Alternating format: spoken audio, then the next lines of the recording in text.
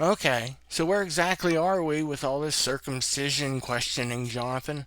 I mean, me, personally, I still have no clue as to how you keep saying that you're the actual Elijah, the prophet from the Old Testament in the flesh.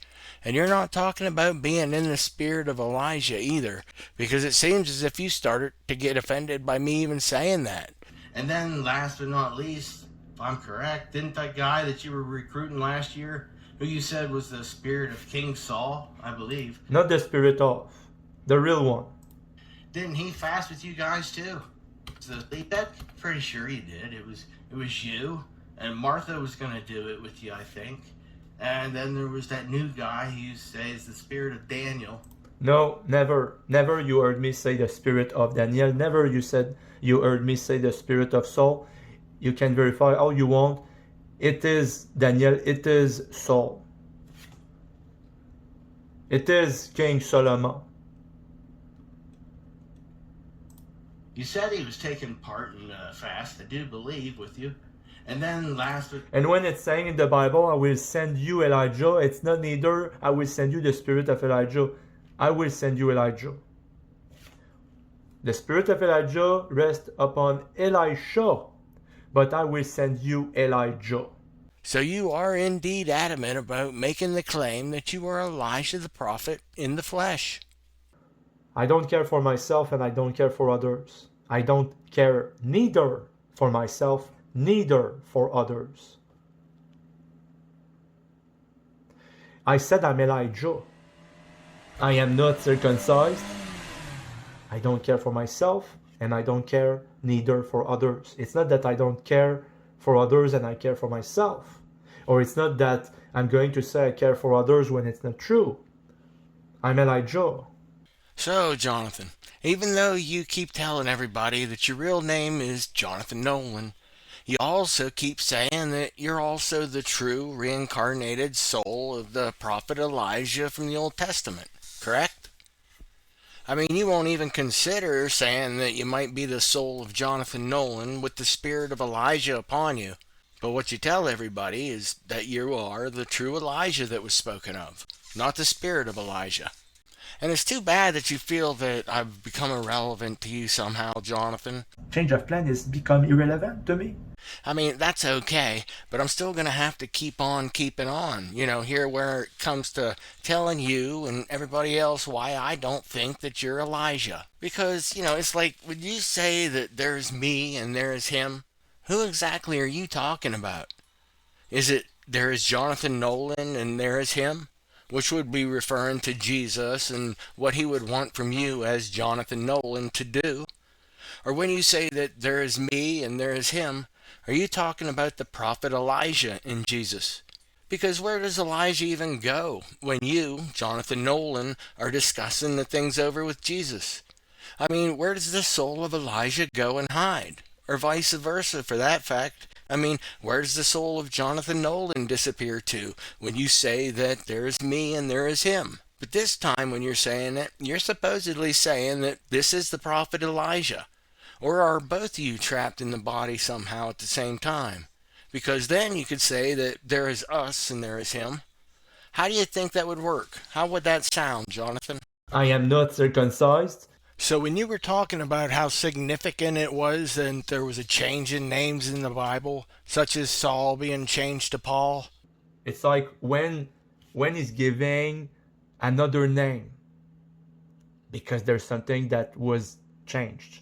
When Saul became Paul, there was something changed because Saul was trying to kill every Christian, but when he had that name change, then he was trying to preach the gospel to save souls.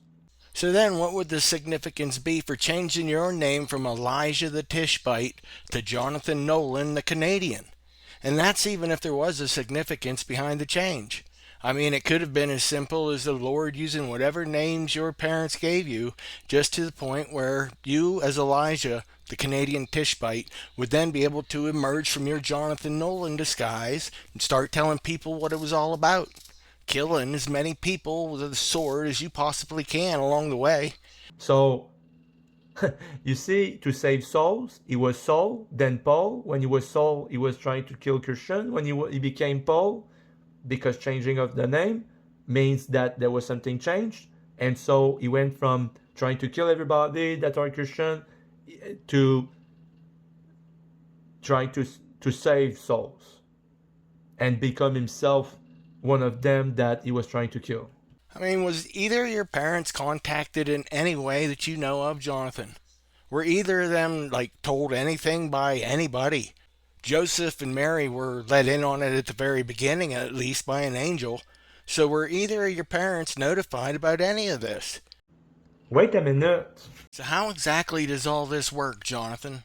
I mean, the genetic parts of it, anyways, 'cause the DNA parts get kind of tricky when you start to think about it.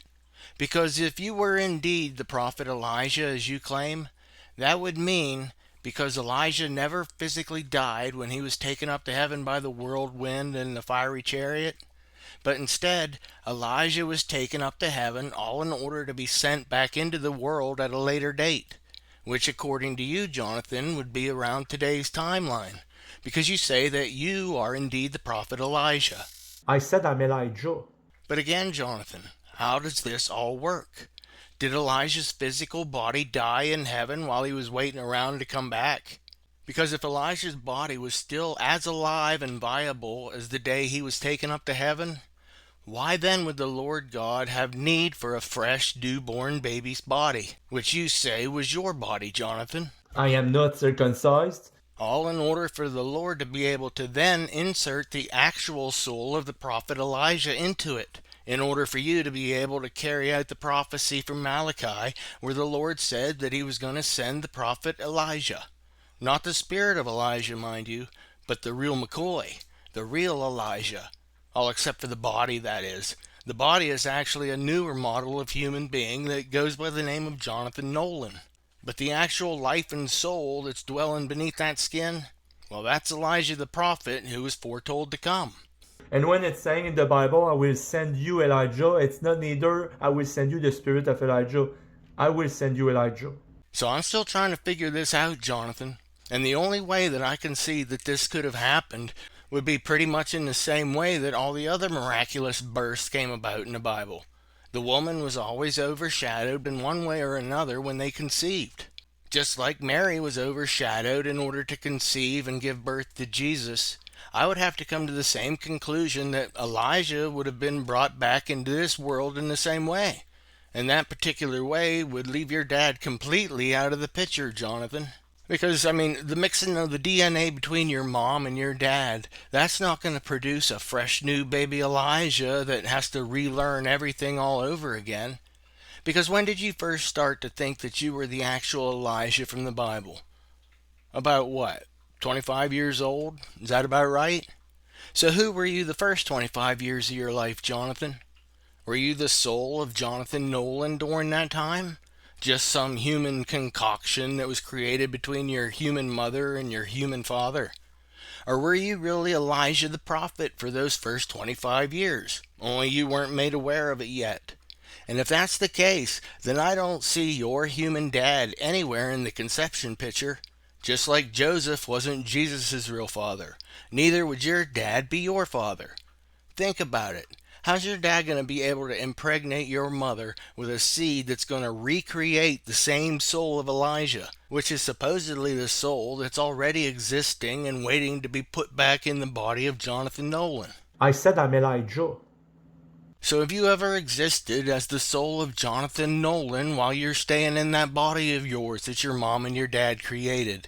Or have you existed as being the one and only prophet Elijah from the day the doctor smacked you on your backside and you started to cry? Because something doesn't seem right about you making the strong claims of being Elijah. But by you not being circumcised, Jonathan, that would be reason number one for me not believing that you're Elijah the prophet. And maybe people won't see it the way I see it, and they'll be able to excuse the 4 words that you confess to everybody. I am not circumcised. And that's perfectly fine by me, because I'm not asking anybody to follow me or follow what I'm saying. I'm just letting you know the reasons as to why I'm not able to get on board with what you're presenting, Jonathan. That's why I don't believe that you were Elijah the prophet. I said I'm Elijah because if this guy is the same. Okay. If this guy is somewhat a clone reincarnation of this guy, then even though this guy did not get more than an hour on television, this guy, which would be a clone reincarnation of this guy, got much more than 1 hour TV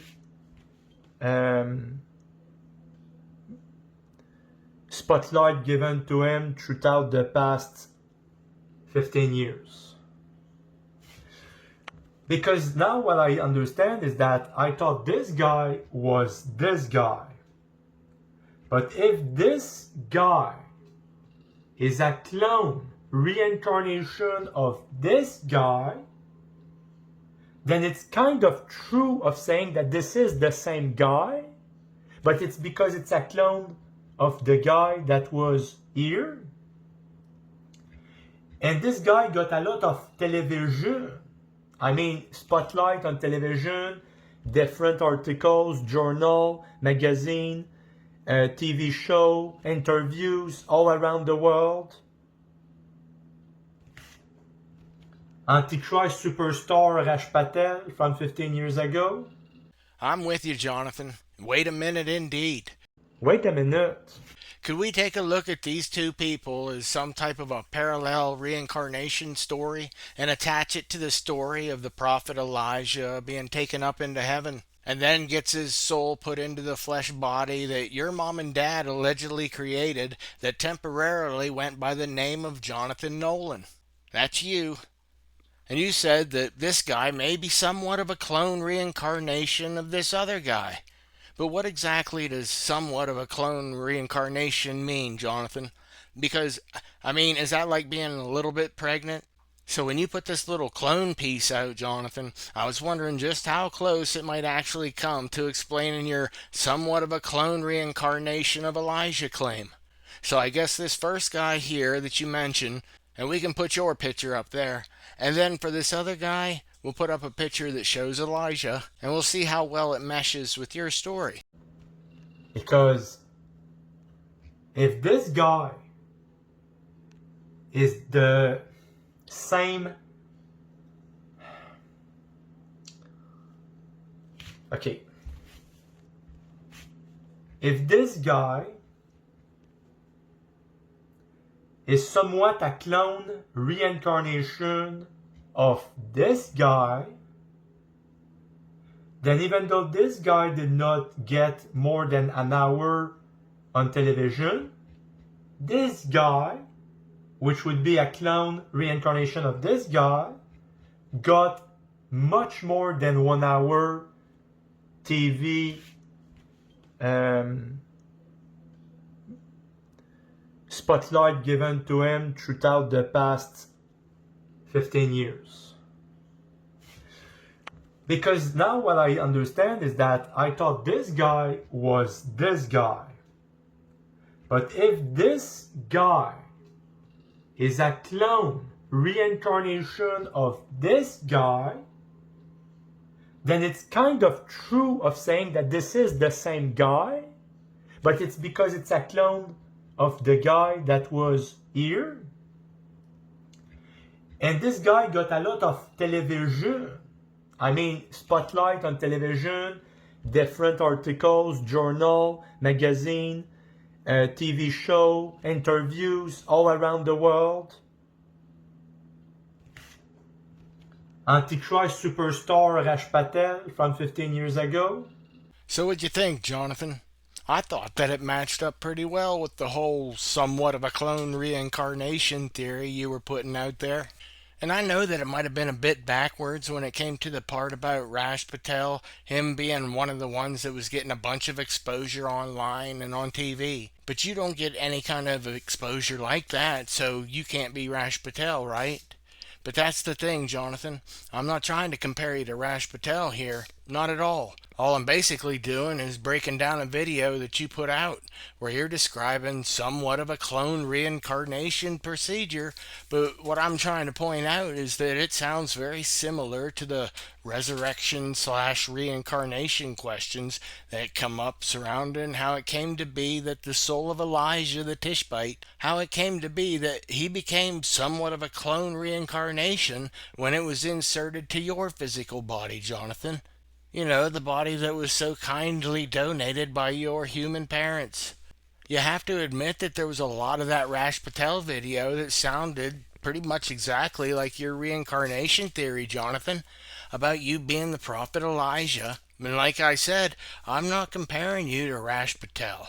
So it doesn't matter that you don't get those numbers of views, because I think Elijah would have evened it out for you anyways. I mean, being seen and known by everybody in a best-selling book in the world, the Bible. So I think you win on the exposure part of it, Jonathan. It's how the body and the soul were reincarnated. That's what I'm interested in. So is this how it worked whenever Elijah went into your body, Jonathan? If this guy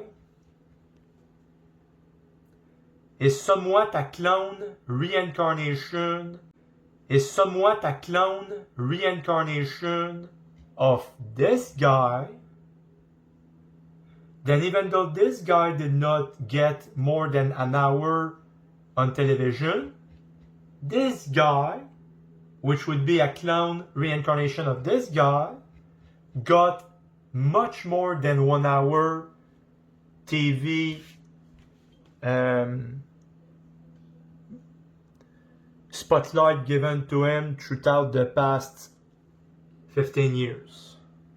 And then you've got Raj Patel, that is more recent, 15 years ago. But I think that it's of the same DNA. I think this guy got the same DNA than this guy. And something else I would be curious about, and that would be if your DNA would match up with your two brothers' DNA. I mean, haven't you ever been curious about that, Jonathan?